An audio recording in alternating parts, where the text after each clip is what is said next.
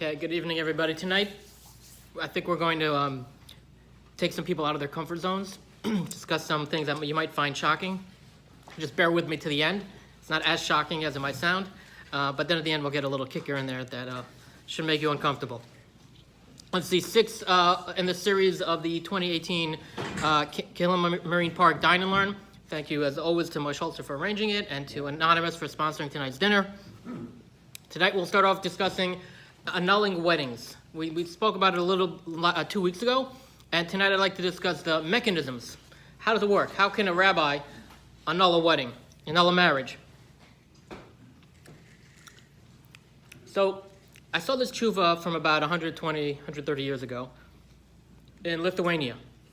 Rabbi Yosef Zachariah Stern was asked the following question. Small town in Lithuania.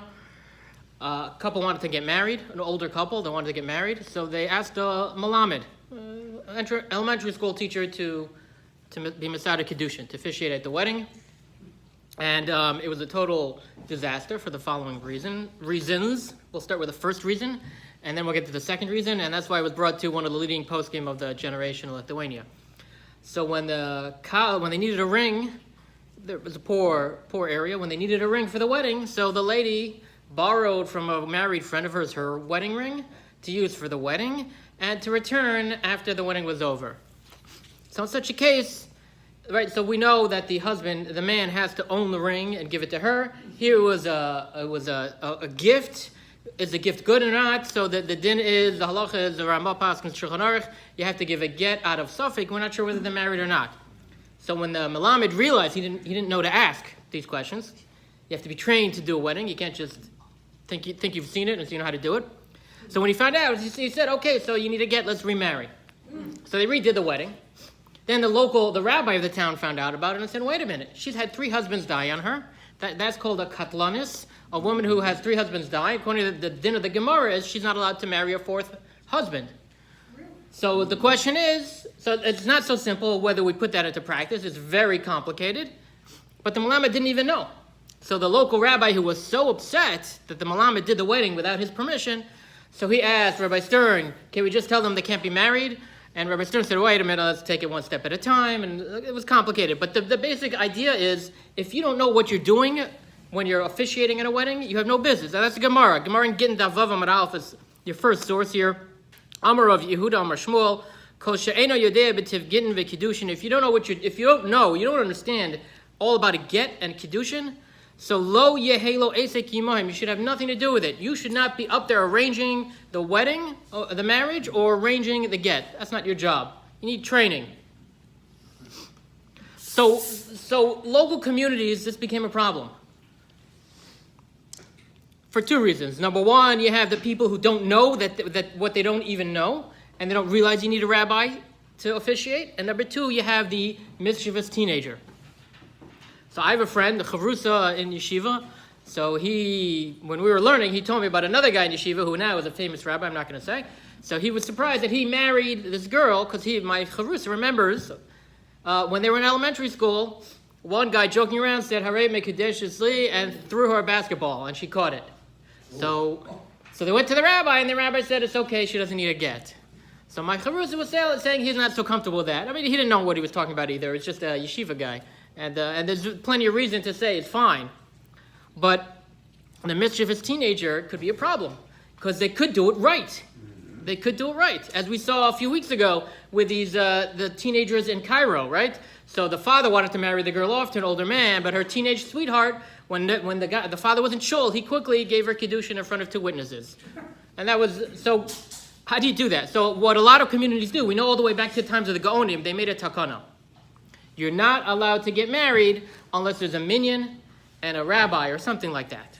Sometimes it's because, if the rabbi, they have one rabbi for a big town, rabbi can't be everywhere, so sometimes it's shaliach tzibur, right, a chazan. So chazan, in those days, a chazan was a Talmid Chacham who was trained, who knew what he was doing. He's appointed by the community, so the rabbi could sit down with him and explain to him what to do. So you need a minyan, and you need some officiant who's trained. But that's the deterrent, right? You put someone in cherem if they do it wrong. But what happens if they do it anyway? So that's the problem. So if you look, there are just many, this is discussed many times in the Rishonim. Source 2 is just one, the tshuva of the Rashba. Yesh takana is the question to the Rashba. Yesh takana be'ir hazos be'cherim uknas. We have an enactment in our city with a cherem, not only a cherem, but also a knas. He has to pay a fine, right? If he doesn't care about the cherem, hit him in the pocketbook. That's where he cares. Shalo lekadesh shumbas Yisrael basarav shaliach zibur. You need a minyan to get married, and you need the chazan. You need some official, local official, community official. Man leimolon. So the Rashba replies, hold on, wait a minute. That you can't just undo a kiddushin because of that. Man leimolon the lonis kachalo kehogan. Maybe it was a good kiddushin.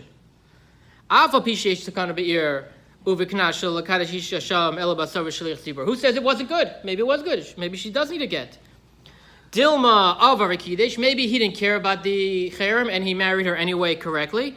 Oh, shekidosh adi de shlucho shlucha chutz min ha'ir. Or maybe he was so smart, he sent the shaliach outside of the city. And if the wedding takes place outside of the city perimeter, the cherem doesn't apply. So says the Rashba, the community setting up a cherem does not solve the problem. It solves it a little bit as a deterrent. But once they do something, you can't just automatically go back and annul it.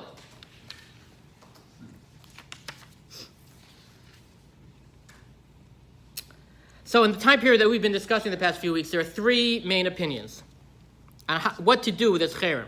So the first opinion I want to discuss is Rav Eliyahu Mizrahi. He was a Rav in Istanbul, in Constantinople. And he said the cherem doesn't work. And he has a very simple, logical argument. What's the halacha if two people who are asur midirabanan, rabbinically forbidden to marry, if they get married anyway, the kiddushin is good. They have to get divorced. They're obligated to get divorced. So says Rav Eliyahu Mizrahi, if the sages of the Talmud could say this is forbidden and the marriage still works, so us, latter-day cherem, that can't have more power than a rabbinic prohibition. So even if there's a cherem, the wedding still applies. The marriage still works. And they need a get. They have to get divorced. So it's a very powerful argument. But it doesn't take into account the rabbinic genius. You know, when there's a loophole, we Jews will find a way into that. So I'd like to discuss two possible loopholes on how to get around this. Without directly saying we have a cherem and the cherem knocks out the wedding, the marriage, can we go around and figure out another way? So the Maharam al-Shakar we discussed, right? He was one of the exiles from Spain, ended up in Egypt. He was a very important rabbi in Egypt. So he suggests as follows. And for this, we need to see source number 3. So there's a halacha that a man can send a get with a shaliach, right? He sends a messenger with a get to give to the woman. But there's also halacha that a man can undo the shlichus. He can unappoint his messenger anytime until the get is actually delivered into the woman's hand. So what could happen is you send a shaliach, you undo it, the woman gets a get, she thinks she's divorced, but the husband is messing her around. So the Chazal did not allow that, and they said absolutely not. If he does that, if he pulls that shtick, we are annulling the wedding, the marriage retroactively. So it says the Gemara, how could it be that on a biblical level the get doesn't work? Source number 3. So gittin daf lamed gimel amud alf. If on a biblical level the get doesn't work, so umishuma korach beis din yofa sharinan eshes ish la'alma. How does the beis din, the court, have this power to permit adultery, permit a married woman to marry someone else? So answers the Gemara in. Kol the Mekadesh, Adaita de Rabbanan Mekadesh. Anyone who gets married does it with the permission of the rabbis. Fafkeinu Rabbanan lekidushin minei. And the rabbis undo that original marriage, the original wedding. So what does it mean? So multiple ways to understand it. The way the Maharam al-Ashkar understands it is that when we get married, a man gives a ring to a woman. That ring has to have value of a shava pruta. It has to be worth whatever, 5 cents, $1, $2, however much a pruta is, that ring has to be worth that. And we pay much more than that, right? So we're Yotzei, according to all the opinions, that our rings have enough value. But there's a power that the rabbis have, we know, hefker, bezdin, hefker. That a bezdin, a court, can remove money from someone's pocket, from someone's account. He can make it ownerless. So the way the Maram al-Ashkar understands this is that Chazal are saying the ring is removed from the man's ownership, therefore it's valueless, so he marries her with something that doesn't have any value, and therefore they're not married, retroactively. So therefore, says the Maram al-Ashkar, if you set it up in advance, if a community, a city, sets up a takana, that anyone who gets married without a minyan, or without a rabbi, or whatever, however up the way they set the takana, in that case, the ring has no value. Therefore, retroactively, if they violate the takana, the wedding doesn't apply. But he cautions, you can't just do it. So we discussed a few weeks ago how every city has multiple communities. You have the Spanish community, the Sicilian community, the Greek community. You can't just do it one community. It doesn't work that way. Because what will they do? They'll go across the street to the Sephardic shul and get married there. It has to be the whole city, the whole country. It has to be some sort of unbreakable. Right in those days, the countries had walls around them. I mean, they had borders. You can't just be able to walk across the street. You have to really cross the border in order for this kind of takana to work. Says the Maram al-Ashkar. But not everybody's so impressed with this argument, because there are multiple ways of understanding the Gemara. Another way of understanding the Gemara is, what do you say when you get married? Kedas Moshe v'Yisrael. You're making a condition as you get married that is according to the rabbinic understanding. And that says that sages of the Gemara, that includes that if later he sends a get with a shaliach and then he unassigns that shaliach, so then it doesn't work. But any other local enactments, that has nothing to do with it. So there's a third way. There's a third possibility. The Maharshdam suggests this. This is pretty smart. So the cherem is not only on the man who gets married, it's on any witness who witnesses a wedding without a minyan and a rabbi or something like that. And the cherem declares they're all invalid to testify. What does a wedding need? You need two witnesses. So the cherem undoes the two witnesses, and therefore, mimela, there's no wedding. That's the Maharshdam thing. So he says if you have a cherem and it's worded in such a way that it invalidates the testimony of anyone who sees it, good, it works. And therefore, any such wedding is invalid. But that not so fast. So the Maharshach asked this question, and then the Ksos, much later, hundreds of years later, the Ksos HaChoshen, so Rabbi Aryeh Ginsburg, it's in Siman Nud Beis, in Choshen Mishpat, he says, hold on a minute, wait a minute. If someone violates a takana, they become invalid to testify going forward. But they already testified. It's too late. They already saw the wedding. So the wedding is valid because they don't become invalid until after the fact. So it can invalidate them for testifying at any future wedding. But when the teenage guy gives the ring to the teenage girl, they saw it. It's valid. So in the end, we don't have any necessarily good way to nullify a wedding, a marriage like that. Even if there's a takana, the takana can serve as a deterrent, but in the end, you really got to you got to guard your daughters well, so no one gives, or you got to teach them, never accept anything if someone says harei mekudeshesly. The Ramah passes in Shulchan Aruch that even if there's a takana, we still need a get. You still need a get. There's some machlokas, a different opinion, so out of suffix, you still need a get, which means she can't marry a Kohen afterwards. So watch your daughters well, teach them, never accept anything as Kiddushin. Number 3, told them to Kaddish Adaita the Rabbanim. Can that be going forward? Where do you see retroactive in that? So who's the Rabbanon, or who? No, whenever It wasn't a marriage for 5 years, and now it falls apart. Right, but when you at your wedding, 5 years if there were children, those are good children. the children are declared to have been born to a single mother. And who does this? Rav Moshe Feinstein does this. So, in his own way. So he, with the way Rav Moshe Feinstein did it, was he said conservative rabbis are pasul le'edus, and anyone who's not Shomer Shabbos is an invalid witness. And therefore, if there's no one who's Shomer Shabbos at the wedding, you thought you were married for 50 years, but it turns out you were never married because there was no kosher witness at the wedding. It's very controversial, but he's done that, and he's declared people not mavdurim. This was a kosher wedding. Right? Well, so that's what he's saying. If there's no minyan there, it's not a kosher wedding. They have a decree, an enactment in the community that if there's no, and the Maharshtam is saying, basically, Rav Moshe Feinstein took the Maharshtam's approach. He said he doesn't declare the marriage, the kiddushin, bad. He declares the witnesses bad, which is what the Maharshtam did. Is he said the enactment is that there are no witnesses. The Chasam Sofer, though, he throws an extra wrench in this. Again, hundreds of years later, he says this whole machlokas is only talking about kiddushin, right? There's two stages of wedding. There's, on the one hand, there's kiddushin and erusin when they become only them. They're not allowed to marry anyone else. And then there's a nisuin where they actually become married to each other and they can live together. So he says you can undo the kiddushin, the money the ring that you give her, but you can't undo living together. Living together, that's it. That's irrevocable.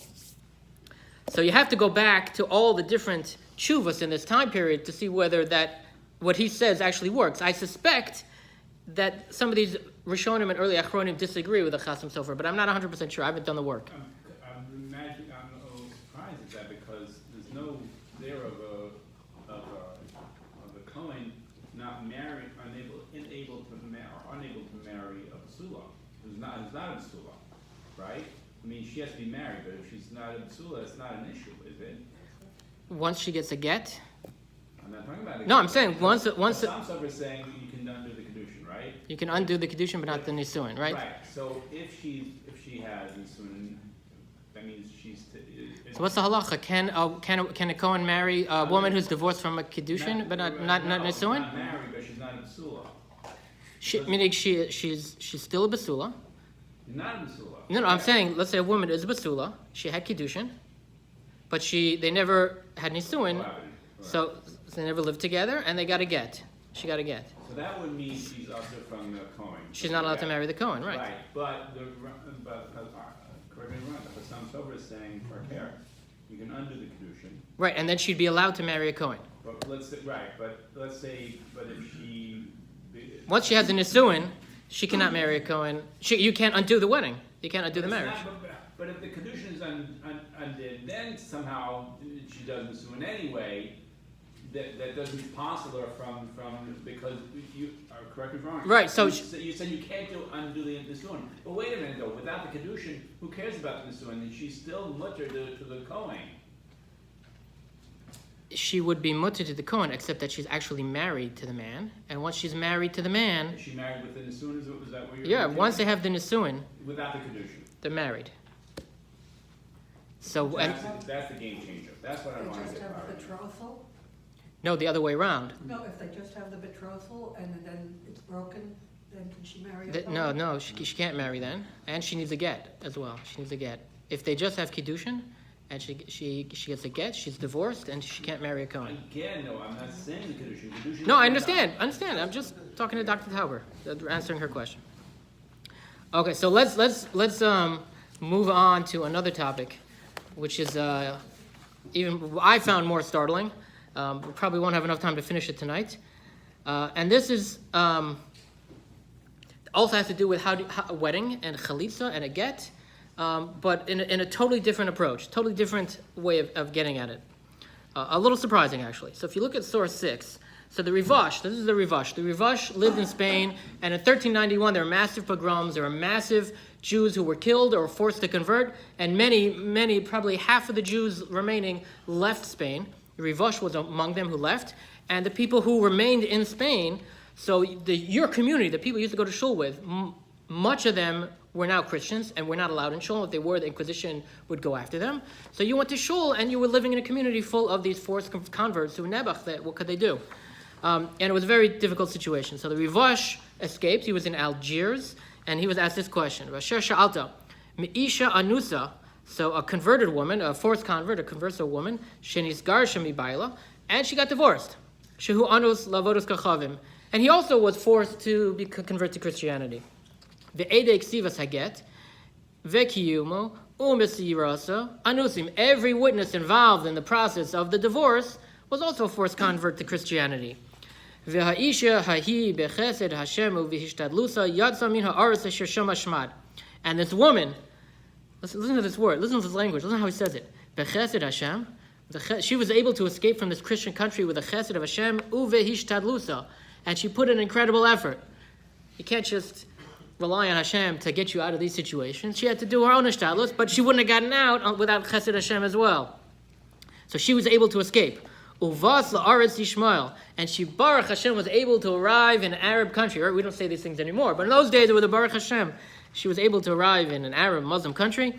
Lavod Hashem benachas bli pachad, to worship Hashem easily without any fear. That's how it was in the Muslim countries in those days. So is she allowed to marry? Is the get kosher? They had a good wedding. It seems like they had a good wedding before, when they were still Jews, living as Jews, and then they got divorced when they were living as Christians. Everyone involved was also a Jew who was forced to convert to Christianity. So it says the Rivash, Da Shemisha Over Al Kol Mitzvahs HaTorah Be'onis, someone who violates 613 commandments of the Torah, all 613 of them, Be'onis, forced, Vafilu Avad Avodas Kachovin, and even if he worships idols, Shadin Hu Sheharig Val Yavor, where the halacha is, the rule is you're supposed to martyr yourself rather than worship idolatry. Im Avar Velo Neherag, but if either way, if anyway, despite that, he still violated it and he did not accept martyrdom, Lo Nifsal Edus, he is still kosher witness, he can testify. Kevin Sha'asa came to honest, because it was all forced. None of it was willing. Zehu b'mi, but however, says the Rivash, let's think of the psychology of someone who lived as a forced convert. The Rivash knew these things. He lived through it. Zehu b'mi, and I got to tell you, my own family lived through this. B'mi, my mother-in-law tells me stories behind the Soviet Union. B'mi shekishehu beino levein atzmo, when he's on his own, nizer mikol avera shebetorah. He's careful not to violate any of the prohibitions of the Torah. Bechol yacholto, every way possible. Aval im afilu beinu levein atzmo. However, if when he's on his own inside his house, when they go inside, they close the shades. V'shelo b'makom shiru ovdei kochavim, and no Gentiles, no Christian can see them. Im overal echad mikol alavin shebetorah. If they violate even one prohibition, they get used to it. Everywhere they go, they can do it.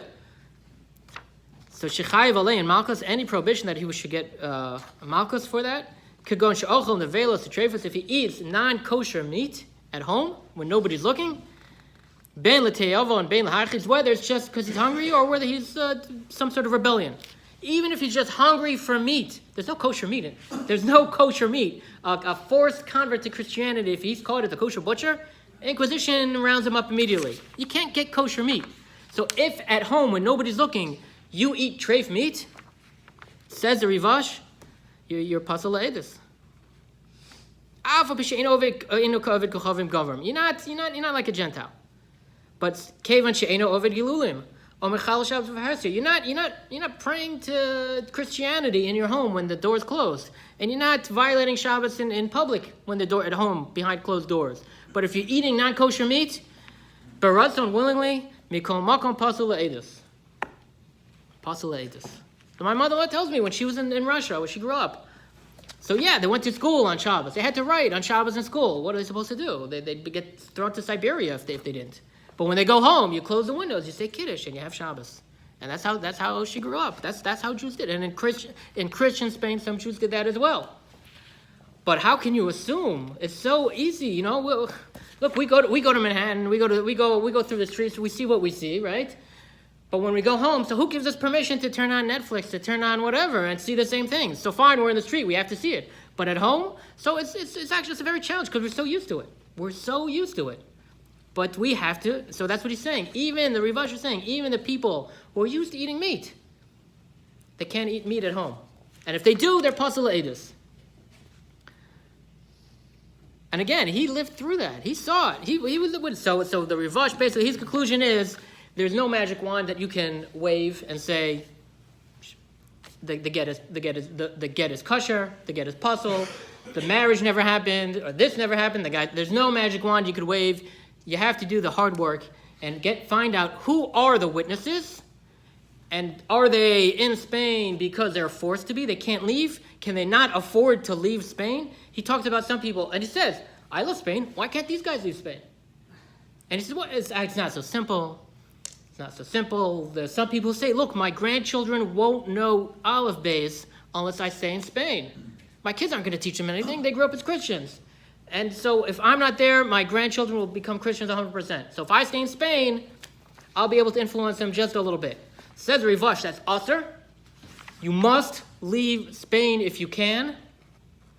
But if they stay, how can we say they're Pasal Eidus? I mean, that's already a whole other stretch. You know, look, it's understandable. They're not there willingly. They're violating halacha by remaining there. You have to leave. You're obligated to leave. But they're not Pasal Eidus. So he says you have to do the hard work and find out exactly who's involved in every kiddushin, in every get, and there's no magic wand. Not everybody agreed. So the Rivash, I said, left in 1391 when there was a big pogrom. So the Mahari Beirav, if you remember Mahari Beirav, he was born about 75 years later. He lived in the Jewish community when they're surrounded by all these converted Jews who lived as Christians. And he says, I remember, he learned in the yeshiva in Toledo, he said, my rabbis, my rabbanim in Spain, they treated them all as Gentiles. They said, they're all goyim. Not the ones who were forced to convert. They grew up as Jews. You can't say they're not Jewish. But they're children. They're children. Even though these children, there were legitimate marriages and they were Kedaski and Kedin. They're born to a Jewish man and a Jewish woman who both were forced to convert to Christianity. But they didn't mean in their heart. They didn't accept it in their heart that they were, because they still had commitments to Yiddishkeit. So they have two reasons. If you look in source number 5. So I'm not going to go through the whole source, but here it's talking about a girl who converts. Does the halacha of Nara HaMe'orasa, meaning a young woman who is married with Kiddushin, but not Nisuin, who then commits adultery, so does that apply to a girl who converted?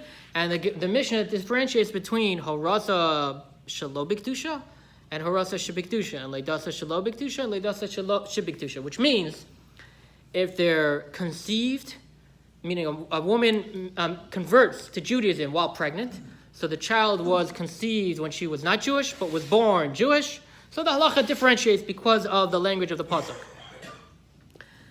But we have this term, Horasa Bikdusha, Leidasa Bikdusha. Are they conceived in sanctity, as Jewish sanctity? Even non-Jews have sanctity, by the way. So non-Jew, the Gemara says, a non-Jew who learns Torah can be even holier than the Kohen Gadol. The Torah of Bnei Noah. So it's the phraseology that we use to refer to Jewish and not Jewish in this context. So says the Mahari Beirav quotes Rabbi Yehuda Balan from Spain, who said these children of converts, not only are they born Shalom B'Kedusha, they're even conceived Shalom B'Kedusha. They were literally born as Christians and raised as Christians. They know they're Jewish. They have some sort of Jewish identity, but they never had a Jewish education. They never observed the mitzvahs at all. And if they did, they would have been hauled away by the Inquisition. So they probably never had kosher meat in their lives. They never had a bar mitzvah, never had a bris. So that's one reason, they said. And the other reason is they said there's intermarriage. And at this point, we don't know who's who. We don't know who's married to who's descended from whom. So we treat them all as non-Jews. That's how the rabbis in Spain related to these forced converts. So we're running out of time. And I think we're going to pick up next week on this topic. But I just want to caution you not to rush to any judgments, because as surprising as all this is, there are other opinions, and there's no full conclusion until we reach, let's say, 50, 100 years later, which Emir Hashem will do next week. So don't go out postling any people that you know, but just keep in mind, so there are people, there was a project in Eretz Yisrael to go around and find the 10 lost tribes. So according to what we've said so far, anyone from those 10 lost tribes, they got to convert. We can't, we can't necessarily trust that they're Jewish. But there's more to say about this topic. Emir Hashem next week.